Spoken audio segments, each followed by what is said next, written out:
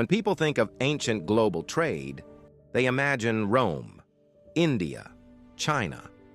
But few realize that deep in the Mekong Delta, there once existed a port that quietly connected them all. Not a city of marble, not an empire of legions, but a watery crossroads called Ak-e-o.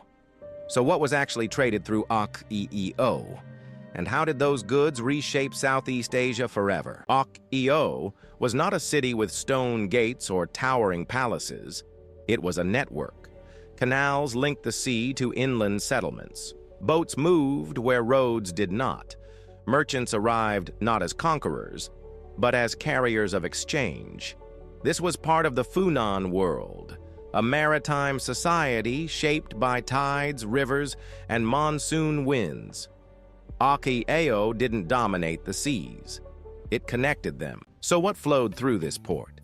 First, luxury goods, gold jewelry, beads of agate and carnelian, glassware from India and possibly the Mediterranean, Roman-style coins, not for spending, but for prestige. These objects were symbols of power. They transformed local elites, reshaping how authority was displayed across Southeast Asia. Second, everyday trade goods, spices, resins, forest products, ivory, shells, fine textiles. These were not exotic curiosities. They were commodities that linked villages, ports, and kingdoms into a shared economic rhythm. But the most powerful things traded through Ak-e-o were not objects. They were ideas. Indian religious concepts, Buddhist symbols, Hindu cosmology, writing systems, ritual practices, not imposed by armies, but adopted through merchants, monks, and marriage. Local societies did not become Indian.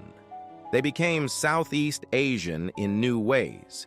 Kingship changed. Sacred landscapes emerged.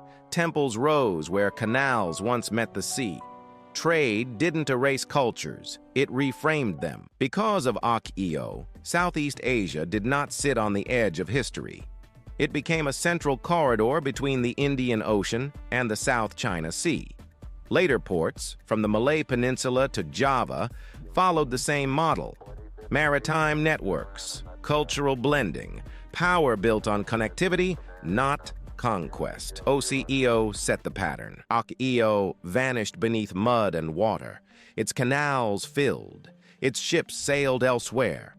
But its legacy remained.